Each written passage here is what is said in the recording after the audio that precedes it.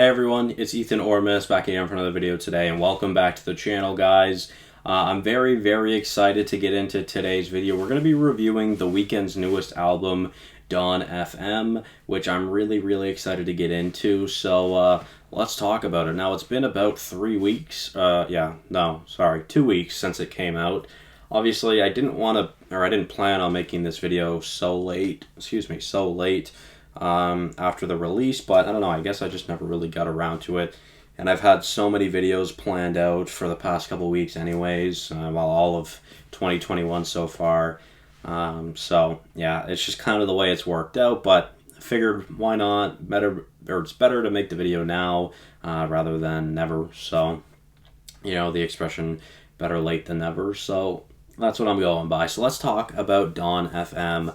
I think this might be genuinely one of the Weeknd's best albums or best projects. I think it is a really amazing project. I think the Weeknd is a very intelligent and just great artist all around. The Weeknd is one of my favorite artists, definitely my favorite R&B artist, and I've been listening to the Weeknd for like fucking 6 years. Like, I was on that Weeknd grind when I was heading into high school back in the day.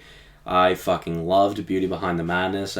It's one of my favorite albums ever. So, and I mean, I don't know. Maybe it'll come close, or maybe Dawn FM will come close to it, but I don't know. Nonetheless, yeah, I mean, I think the Weeknd is very strong at making music for a certain genre, but it's not.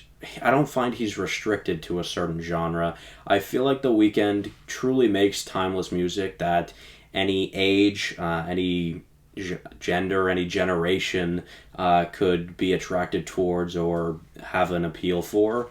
And I think this album is no different. Like, I think this guy just knows what he's doing when it comes to making music. And, you know, I had seen the Weeknd not too long ago, I believe, tweeted out that we're in the making of another trilogy, which is very cool because After Hours, of course, was the first part of this trilogy, and now Dawn FM is the second part.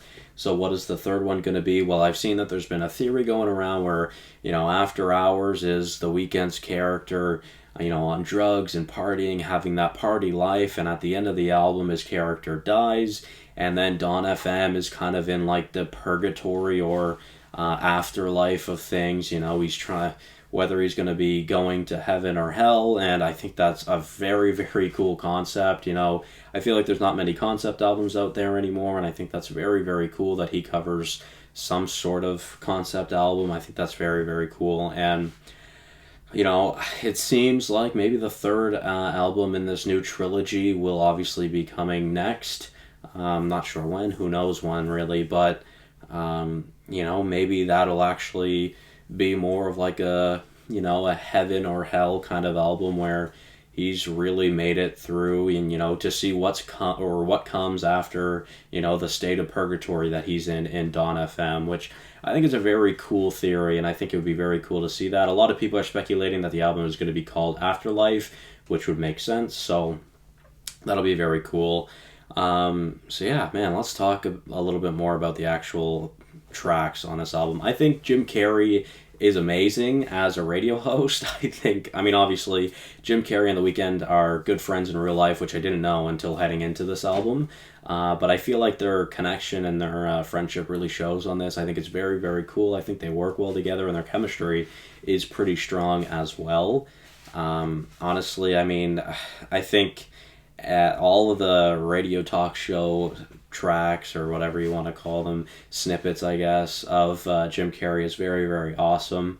I really liked A Tale by Quincy. It was a very moving story that I think a lot of people can relate to. I guess we're talking about the features now. Tyler, the Creator. I have never been a fan of Tyler, the Creator's music, but I genuinely like the Tyler, the Creator feature on this song, or on this album.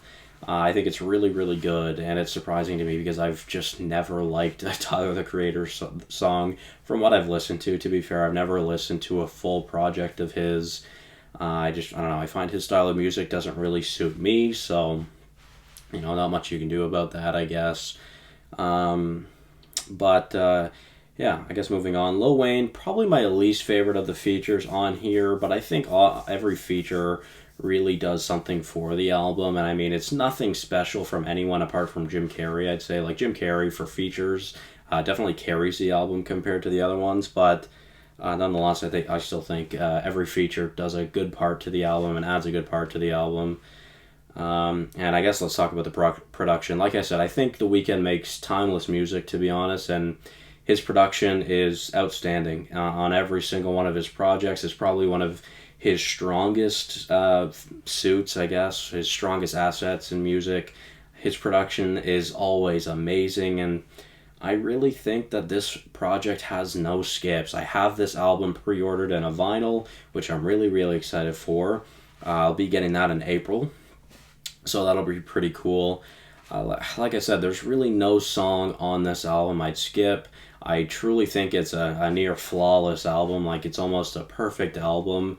I wouldn't say it's quite there yet, but with the more I listen to it, who knows? And as of right now, so far, it holds some of my favorite tracks of 2022, and it's definitely my favorite album so far of 2022. Even though there's not much competition so far, it's definitely better than Drip Season Forever, From a Bird's Eye View, and yeah, so far, I mean, that's all I've listened to for albums. So, nonetheless, yeah, I really don't think I have much more else to say. You know, I guess I'll give you guys my favorite tracks from the album, because there is definitely an abundance of them, that's for sure.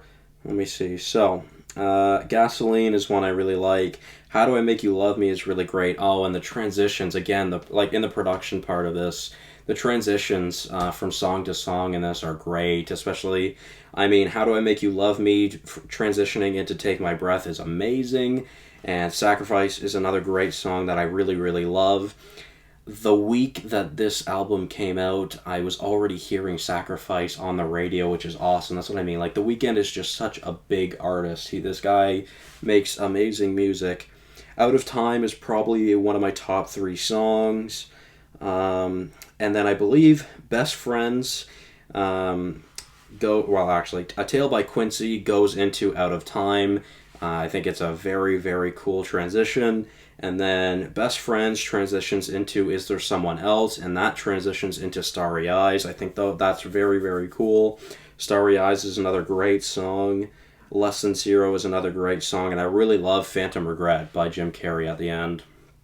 That's very, very cool. So, I mean, those are the ones that stand out to me the most. But again, there's truly no song or track or transition or interlude that I would skip on this album. Like I said, I think it's a near flawless album for me, and definitely a competition, or it will be in competition for one of my top albums of the year come the end of the year. I have no doubt. So thank you guys all so much for watching. Let me know your thoughts. Of course, again, I'm sorry that this is a few weeks late. So yeah, thank you guys all so much for watching. Hope you did enjoy, and I'll see you guys in the next one. Bye-bye. You know what? Actually, sorry.